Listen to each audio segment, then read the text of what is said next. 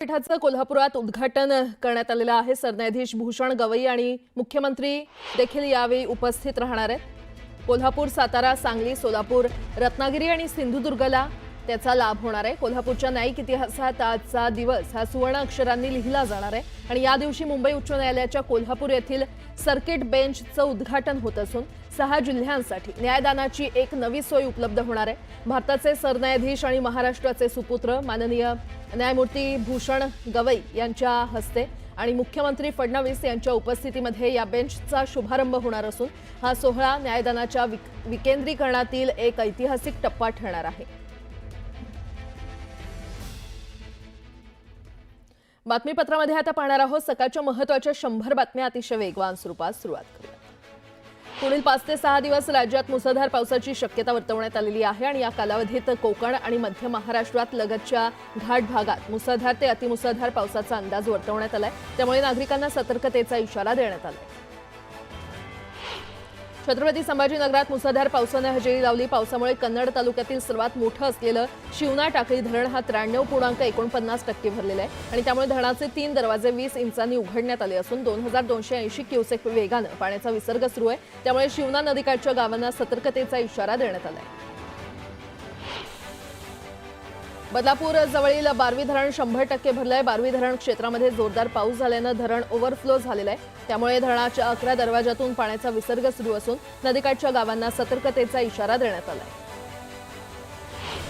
सोलापूर जिल्ह्यामध्ये पावसानं जोरदार हजेरी लावली। मुसळधार पावसामुळे सीना नदीला पूर आलाय। सीना नदीकाठच्या नागरिकांना सतर्कतेचा इशारा देण्यात आलाय। शेती पिकं पाण्याखाली गेल्यानं शेतकरी चिंतेत सापडलाय।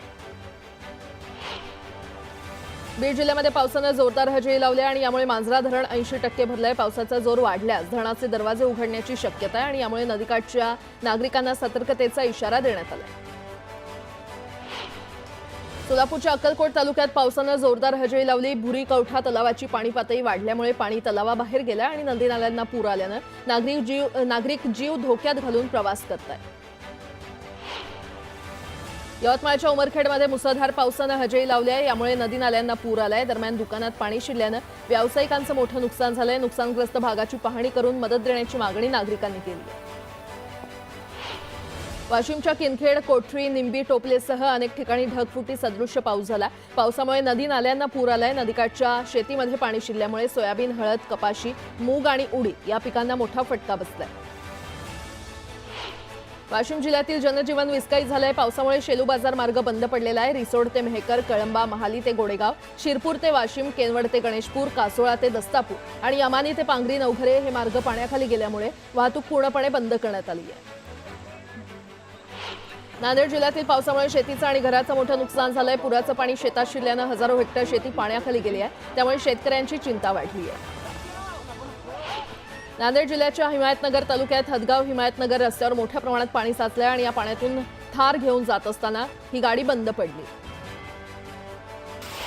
पालघरसह केळवे आणि सफाळे परिसरात जोरदार पाऊस झाला। पावसामुळे सफाळेसह परिसरातील सखल भागात पाणी साचलं। यामुळे वाहन चालकांना मोठी कसरत करावी लागली। तर पालघर जिल्ह्यात पावसाचा आज ऑरेंज अलर्ट जारी करण्यात आलेला आहे। पालघरमध्ये प्रसिद्ध असलेल्या महालक्ष्मी मंदिराच्या गडावरील दरड कोसळली। गडावर पायी जाण्याच्या मार्गावर गडाचा काही भाग कोसळलाय। या घटनेत सुदैवानं कोणतीही जीवितहानी झाली नाहीये, मात्र दुकानांचं मोठं नुकसान झालंय। नांदेडच्या किनवटमध्ये मुसळधार पावसानं हजेरी लावली आणि यावेळी बोधळी गावाजवळ स्कूल बस पाण्यात अडकल्याची घटना घडली आहे। सुदैवानं स्कूल बसमध्ये विद्यार्थी नसल्यानं मोठा अनर्थ टळला। दरम्यान बेपत्ता असलेल्या बस चालकाचा शोध घेतला जातोय। मोठी बातमी, 20 ऑगस्टपर्यंत मच्छीमारांना समुद्रात न जाण्याचं प्रशासनाकडून आवाहन करण्यात आलेलं आहे। 50 ते 60 किलोमीटर प्रति तास वेगानं वारे वाहण्याचा अंदाज वर्तवण्यात आलेला आहे आणि त्यामुळे पश्चिम किनारपट्टीसह काही भागात मुसळधार पावसाचाही अंदाज वर्तवण्यात आलाय। तर शेतकऱ्यांसह नागरिकांना आता प्रशासनाकडून सतर्कतेचा इशारा देण्यात आलेला आहे।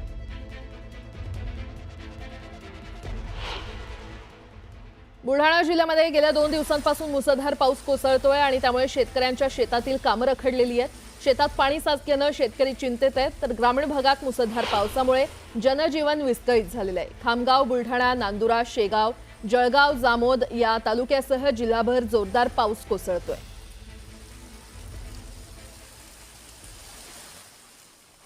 राज्यभरात पावसानं जोरदार कमबॅक केलं असून विदर्भ, मराठवाडा, उत्तर महाराष्ट्र आणि पश्चिम महाराष्ट्र असा राज्यभरात चौफेर मुसळधार पाऊस बरसलाय।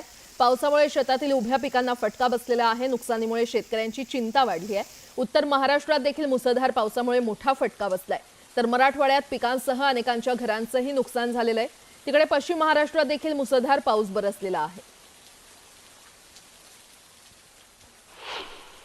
नांदेड जिल्ह्यातील हिमायतनगर तालुक्यातील अंडर ब्रिजवर मोठ्या प्रमाणात पाणी साचलेलं आहे आणि या पाण्यातून एकानं थार कार घेऊन जाण्याचा प्रयत्न केला, मात्र पाणी जास्त असल्यानं कार बंद पडली आणि पाण्यामध्ये अडकली।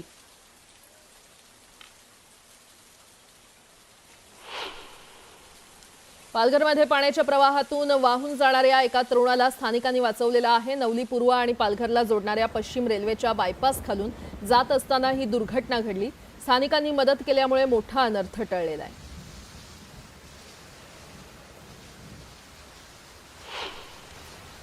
नांदेडच्या किनवट शहराला पैनगंगा नदीच्या पुराचा विळखा बसलाय। पैनगंगा नदीचे पात्र किनवट शहराला लागूनच असल्यामुळे पुराचं पाणी सखल भागात शिरलं आणि त्यामुळे येथील कुटुंबांना सुरक्षित स्थळी हलवण्यात आलं।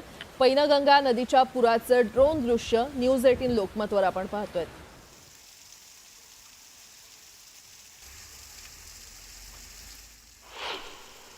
लातूर शहराला पाणी पुरवठा करणाऱ्या धनेगाव येथील मांजरा धरणाचे 4 दरवाजे 0.25 मीटरनं उघडण्यात आलेले आहेत। धरणातून मांजरा नदीपात्रात 3494 क्युसेकनं विसर्ग सुरू आहे, तर मांजरा धरण 91% भरल्यानं पाण्याचा विसर्ग करण्यात येत असून नदीकाठच्या नागरिकांना सतर्कतेचा इशारा देण्यात आलेला आहे। अकोला जिल्ह्याच्या मूर्तिजापूर तालुक्यातील लाखपुरी सर्कलमध्ये अतिवृष्टीमुळे पिकं धोक्यात आलेली आहेत। मुसळधार पावसामुळे शेतीला तलावाचं स्वरूप आलंय आणि त्यामुळे हजारो हेक्टर शेतीचं नुकसान होण्याचा अंदाज स्थानिक नागरिकांनी किंवा शेतकऱ्यांनी वर्तवलेला आहे। तर लाखपुरी मार्गावर पाणी साचल्यामुळे वाहतूक खोळंबली आहे आणि अकोल्यातील कौलखेड जहागीर इथे ढगफुटी सदृश्य पाऊस झाल्यामुळे संपूर्ण गावाला पुराचा वेढा बसलेला आहे।